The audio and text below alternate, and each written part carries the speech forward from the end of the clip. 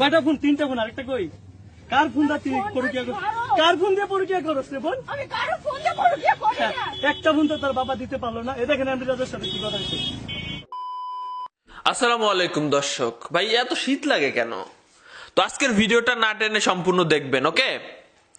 এই ছেলেটার নাম জিহান, এই মেয়েটার নাম আয়েশা, দুইজনই স্বামী স্ত্রী। জিহান ওমান প্রবাসী, সে ওমানে থাকে। তো সে হঠাৎ করে খেয়াল করলো তার বউ তাকে পাত্তা দিচ্ছে না, তার বউয়ের উপরে সন্দেহ হলো। তাই সে একটা ভুয়া ফেসবুক অ্যাকাউন্ট খুলে তার বউয়ের বউকে রিকোয়েস্ট পাঠালো এবং প্রেমের প্রস্তাব দিল। দেখলো যে তার বউ রাজি হয়ে গেল। এক পর্যায়ে তার বউকে হাতে নাতে ধরার জন্য একটা ডেট ফিক্সড করলো দেখা করার জন্য। সামনাসামনি দুজন মুখোমুখি।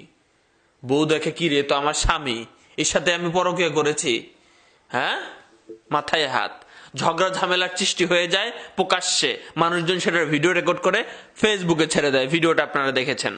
কিন্তু পরবর্তীতে কি হয়, পরবর্তী আপডেটটা কি বা সর্বশেষ আপডেটটা কি অনেকেই জানেন না। আজকের এই ভিডিও থেকে জেনে নেন। এদেরকে পরবর্তীতে র্যাব ধরে নিয়ে গেছে, র্যাব 14 ধরে নিয়ে গেছে। সারা রাত আটকে রেখেছিল। রাত 2টার পর থেকেই এই আয়েশা তার স্বামীকে বুঝাচ্ছিল বা স্বামীর কাছে ক্ষমা চাচ্ছিল যে আমি ভুল করেছি, আমাকে ক্ষমা করে দাও। সবকিছু আমি নিজে মুখে বলবো না।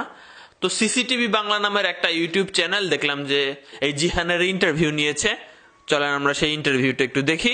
আপনারা একটু মনোযোগ দিয়ে দেখেন সর্বশেষ পরিস্থিতি কি, তারা কি একসাথে আছে নাকি ছাড়াছাড়ি হয়ে গেছে। জন্য হয়েছে যে সে তো জানে না সে জানে তার স্বামী জিহান জানুয়ারিতে আসবে। আচ্ছা, জানুয়ারিতে আসবে। কিন্তু আমি যে রাজা হয়ে তার সাথে এটা বন্ধুত্ব করলাম, সম্পর্ক করলাম, যাই হোক গার্লফ্রেন্ড বয়ফ্রেন্ড একটা সম্পর্ক করলাম, সে তো জানে না।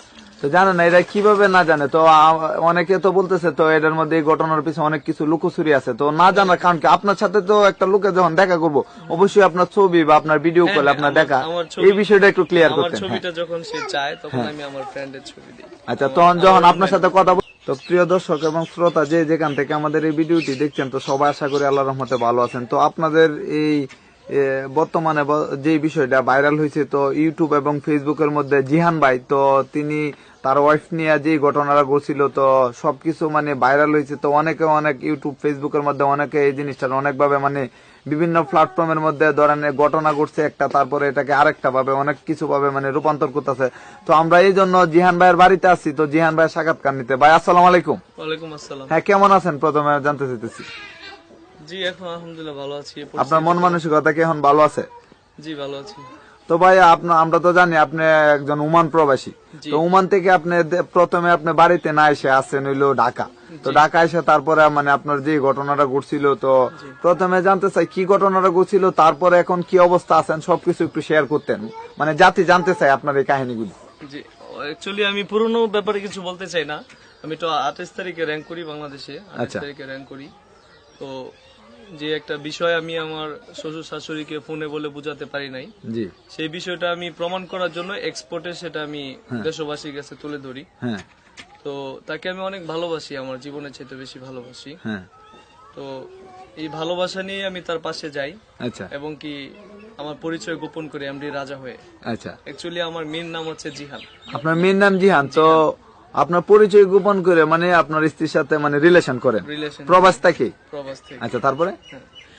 তো তারপরে ঘটনাটা আমি বলতে চাই না, তারপরে ঘটনাটা সবাই তো জানে, কিন্তু এখন আমাদের এরপরে একটু সংক্ষিপ্ত আকারে আমাদের যারা অডিয়েন্স আছে, তো এই ঘটনাটা জানে, একটু সংক্ষিপ্ত আকারে একটু বলতেন। আসলে এই বিষয়টা না বলাটাই মনে ভালো হবে, কেননা পৃথিবীর সবাই এখন জানতে পারছে ওখানে কি হয়েছে।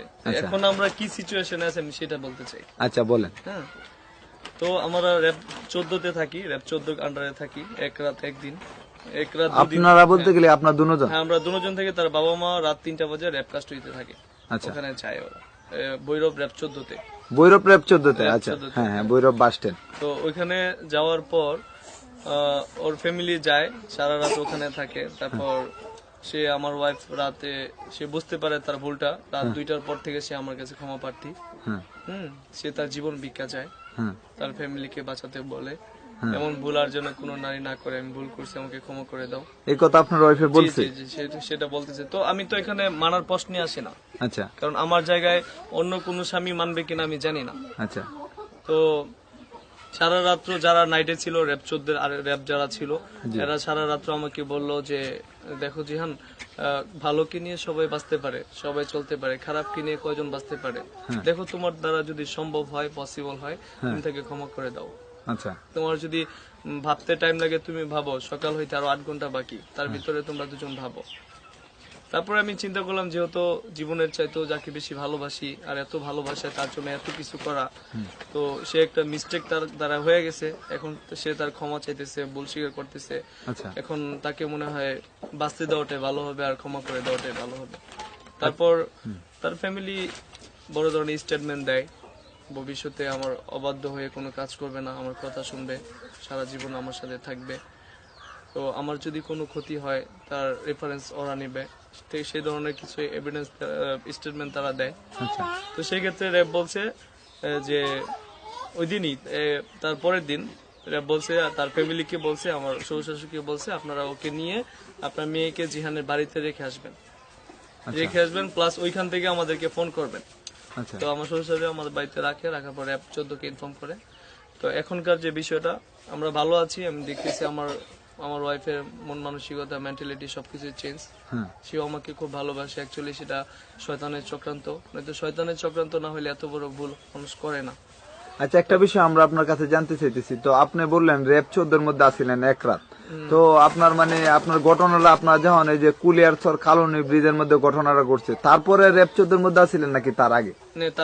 তারপরে আচ্ছা ঘটনাটা তখন মানে আমরা জানতে চাইতেছি, তো ঘটনাটা কিভাবে এরকম উচ্ছৃঙ্খল কি জন্য হইল? তো আপনারা তো এই জিনিসটা একটু ভালোভাবে এটা সমাধান দিতে পারলেন না, এটা তো মানে পুরা মানে একটা উচ্ছৃঙ্খলটা এই জন্য হয়েছে যে সে তো জানে না, সে জানে তার স্বামী জিহান জানুয়ারিতে আসবে। আচ্ছা জানুয়ারিতে আসবে, কিন্তু আমি যে রাজা হয়ে তার সাথে একটা বন্ধুত্ব করলাম, সম্পর্ক করলাম, যাই হোক গার্লফ্রেন্ড বয়ফ্রেন্ড একটা সম্পর্ক করলাম, সে তো জানে না। তো জানে না, এটা কিভাবে না জানে? তো অনেকে তো বলতেছে তো এটার মধ্যে এই ঘটনার পিছনে অনেক কিছু লুকোচুরি আছে, তো না জানার কারণ কি? আপনার সাথে তো একটা লোকে যখন দেখা করবো অবশ্যই আপনার ছবি বা আপনার ভিডিও কলে আপনার দেখা, এই বিষয়টা একটু ক্লিয়ার করতে। আমার ছবিটা যখন সে চায় তখন আমি আমার ফ্রেন্ডের ছবি দিই। আচ্ছা তখন যখন আপনার সাথে কথা বলতে চাই, হ্যাঁ যখন আমার সাথে কথা বলতে চায় তখন আমি বলি যে আমি ভিডিও কলে অডিও কলে কথা বলতে পারবো না, সরাসরি মিট করবো। আচ্ছা মানে আপনি খুব বিজি এরকম কিছু দেখেছেন? না বিজি না, আমি এগুলো কথাই বলবো না, সরাসরি আপনার সাথে মিট করবো। আমি চ্যাট করতে পছন্দ করি, চ্যাট করবো। আচ্ছা তাহলে আমাকে রাখতে পারেন, না আমাকে ব্লক করতে পারেন, সেটাই। তো এখন আমার একটা দেশবাসীর কাছে একটা কথা, যে একটা দরখাস্ত দেশবাসীর কাছে আমার একটা অনুরোধ, যে জি আমাদের যে ঘটনাটা হয়ে গেছে, হ্যাঁ তো আপনারা সবাই আমার পাশে ছিলেন, বাংলাদেশের সবাই প্রবাসে যারা আছেন সবাই আমার পাশে ছিলেন, অনেক সাপোর্ট আমি পেয়েছি, সবার কাছে আমি কৃতজ্ঞ, সবাইকে ধন্যবাদ। কিন্তু এখন আমার একটা রিকোয়েস্ট, ইউটিউবার ভাই যারা আছেন দয়া করে আমাদের পিছনের যে ঘটনাগুলো কাটাছিড়া করে আমাদের ছবি এডিট করে অন্য মানুষের রেকর্ডিং দিয়ে এটা জিহান আয়েশার রেকর্ডিং, এগুলো আসলে মিথ্যা। আমাদের কোনো রেকর্ডিং কোনো কিছু ইন্টারনেটে এখন পর্যন্ত ইন্টারনেট নাই। আপনার যা কিছু ঘটছে তো তাও তো আপনার ঘটানোর জন্য প্রস্তুত ছিলেন না। ধরেন একটা উচ্ছৃঙ্খল হয়েছে, আরেকটা লোকে মোবাইল দিয়ে ভিডিও করছে, তারপরে কিন্তু আপনার এই ভিডিওটা সোশ্যাল মিডিয়ার মধ্যে ছড়াইছে, তো এটা কিন্তু আপনি নিজ ইচ্ছাতে ভিডিও করেন নাই। তো এখন তো এই উচ্ছৃঙ্খলের মধ্যে তো আপনি কারো বলতেও পারতেছেন না যে ভাই ভিডিও করেন না, আর জায়গাটাও তো আপনার পরিচিত না। তো হ্যাঁ বলেন। কুলিয়ারচর জেলার মানুষ সবাইকে আমার সালাম। আচ্ছা ওনারা অনেকটাই সাপোর্ট করছে, এবং কি ওনারা খুবই জ্ঞানী মানুষ। তো ওনারা যদি জ্ঞানী না হইতো সেদিন হয়তো আমি রক্তাক্ত হয়ে যেতাম। আমি একটা মেয়েকে কেন এইভাবে ধরলো, ওনারা বিষয়টা অল্প বলাতে ওনারা বুঝতে পারছে। তো সেজন্য ওনারা অনেক সাপোর্ট করছে। হ্যাঁ, এবং কি ওনারা বলছে যে একটা ঘর ভাঙা একটা মসজিদ ভাঙা সমান কথা। তো যদি সম্ভব হয় আপনারা মিলে যান, আপনারা দোয়া করে আপনারা সংসার করেন। এবং কি র্যাব 14 কেও আমার সালাম। র্যাব 14রাও আমাকে বলছে, র্যাব 14 তো বৈরব বাস স্ট্যান্ড, ঠিক না? হ্যাঁ, ওনারা বলছে যে একটা ঘর ভাঙা একটা মসজিদ ভাঙা সেম কথা, তোমার দ্বারা যদি সম্ভব হয় তোমরা মিলে যাও, সেই ক্ষমা প্রার্থী তাকে ক্ষমা করে দাও, যেহেতু তুমি তাকে জীবনের চাইতে বেশি ভালোবাসো, তাকে তুমি ক্ষমা করে দাও। তো আরেকটা প্রবাসী যারা আছেন তাদেরকে নিয়ে একটা কথা বলতে চাই, যে ভুলটা করে আজকে আমি চোখের কান্নায় আমার সাগর হয়ে গেছে, আমার এত দুঃখ এত কষ্ট, সেই ভুলটা আপনারা কেউ করবেন না। পৃথিবীতে মা হচ্ছে সবচেয়ে বেশি আপন, মা আর বাবার চেয়ে বেশি আপন কেউ হতে পারে না। আচ্ছা, সো আমি যে ভুলটা করি তাকে আমার মা বাবার চেয়ে তো বেশি ভালোবেসে সেই ভুলটা করি। আমার মতে এই ভুলটা কেউ করবেন না। কিন্তু ভালোবাসা তো মানে একটা ভালোবাসা আছে ভাইয়া, যে মন থেকে একটা ভালোবাসা আছে। আপনি তো মানে ওকে সবকিছু দিয়ে ভালোবাসেন, মানে আপনার মধ্যে কোনো কিছুই রাখছেন না। না, একটা আমি যতটুকু জানি আমার ক্ষেত্রে বলি, জি একটা মানুষের বাঁচতে হলে তার ভিতরে কিছু ভালোবাসা থাকতে হয়। আর আমি তাকে এতটাই ভালোবাসি যে আমার ভিতরে যত ভালোবাসা ছিল তাকে দিয়ে দিছি। নিজে বাঁচার জন্য একটু ভালোবাসা আমি রাখি নাই। আচ্ছা, তো বাংলাদেশে যে মেয়েরা আছেন না মা বোন যারা আছেন, দয়া করে আপনাদের কাছে একটা রিকোয়েস্ট, স্বামীকে বুঝবেন, ওনাকে সম্মান করবেন, কেয়ার করবেন। তো ভাইয়া আরেকটা কথা আপনার কাছে ক্লিয়ার করতে চাই। তো যেহেতু আপনার ওয়াইফ মানে ইউটিউব ফেসবুকের মধ্যে আপনার ওয়াইফ ভাইরাল হয়েছেন, হ্যাঁ, জি। তো মানে অনেকে তো দেখতে চাই যে আপনার দুইজন যেহেতু মিল হয়েছেন, তো দুইজন একটু একসাথে একটু কথা বলতেন এই বিষয়ে। এইমাত্র আমরা কোর্ট থেকে আসছি, ও ক্লান্ত, ও আসতে রাজি না। আচ্ছা। এই যে আমি ওকে বলছি, হ্যাঁ। কিন্তু আমরা 3-4 দিন আগে একটা ভিডিও করি আমরা দুজন মিলে একসাথে, যে তো আমরা এই ভিডিওটা কি আপনার প্রোফাইলে আছে? হ্যাঁ, এমডি রোবেল একটা আইডিতে আছে। আর তো আপনার মোবাইলে তো আছে। হ্যাঁ, তো এই ভিডিওটা মানে আমাদের দর্শকটার সুবিধার ক্ষেত্রে আপনার ওয়াইফ যেহেতু ক্লান্ত, আমাদেরকে একটু দিয়ে দিবেন, কারণ হলো আপনার এই ভিডিওটা যাতে আপনার যাতে আপনার মানে ক্লিয়ার কথাটা জানতে চাই। আরেকটা কথা আপনি বলছেন কি যে এই যে রেকর্ড গুলি যে ভাইরাল হইতেছে এগুলা মানে সব ফেক, এগুলা ফেক, এগুলা মিথ্যা। মানে আপনার ফোন রেকর্ড গুলি যেগুলি ভাইরাল হয়েছে সবগুলি ফেক। সব fake, আপনারা এই পর্যন্ত কোনো রেকর্ড Recording ইউটিউব ফেসবুকে করিনি। কোনো সময় ছাড়েন নাই, না, ঠিক না, না? না, না। আর আপনার মানে আমি যেটা দেখলাম, আপনি এর পরবর্তীতে একটা ফেসবুক লাইভে গেছেন যে বলছেন যে এরকম আপনার সাথে একটা ঘটনা ঘটছে, প্রবাসী বাইরে যাতে এরকম ভুল আর না করে, তো এরকম একটা সাক্ষাৎকার দিচ্ছেন আর কি। জি, জি। তো দর্শক আপনাদের একটা কথা বলে রাখি, জিহান ভাইয়ের আর একটা সাক্ষাৎকার আমরা নিব। তো এই সাক্ষাৎকারের মাধ্যমে আমরা অনেক কিছু জিহান ভাইয়ের সম্পর্কে জানবো। তারপরও মানে উনি যে ভুলটা করছে, তো ভবিষ্যৎ যারা প্রবাসী বাইরে আছে এবং বাংলাদেশের যারা আছেন, তারা যাতে বউকে মানে এরকম ভাবে ভালো না বাসে, তো এই বিষয়ে অনেক কিছু জিহান ভাইয়ের মুখে শুনবো। তো আজকের মতো ভিডিওটি এ পর্যন্ত। সবাই ভালো থাকবেন, সুস্থ থাকবেন, আল্লাহ হাফেজ। দর্শক শ্রোতা, আপনারা শুনতে পাইলেন যে তারা এখন একসাথে আছে। জিহান তার বউকে মেনে নিয়েছে। তার বউ একটা ভুল করছিল, মানুষ মাত্র ভুল করতেই পারে, যাই হোক সুযোগ দিয়েছে, খুব ভালো লাগছে। আমরা চাই না কারো সংসার ভেঙে যাক। আর পরকীয়া থেকে বিরত থাকুন, এটা কখনোই ভালো কিছু বয়ে নিয়ে আসে না।